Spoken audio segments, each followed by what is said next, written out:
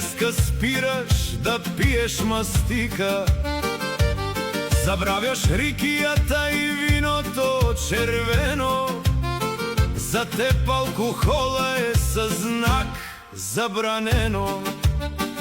Да ручам солено ми он забрани, за сладкото също ти забрави. И тези срещи с млади невести са също причина за кризите чести. Изписа ми до втора цял куп илачи, постави ми после сложни задачи.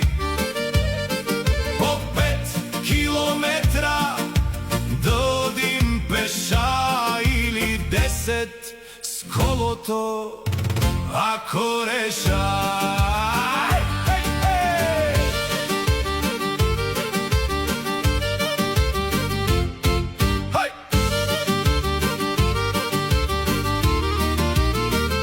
Отидох уж здрав, а болен станах. Не го дослушах и бърже избегах.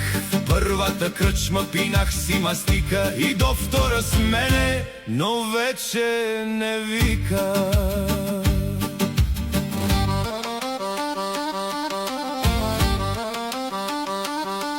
Уж доктор ма душа носи горкия, мастика не пие, та му заръчах ракия. И с песни лекувах го аз. Ако и вие сте болни, елате при нас. На здраве!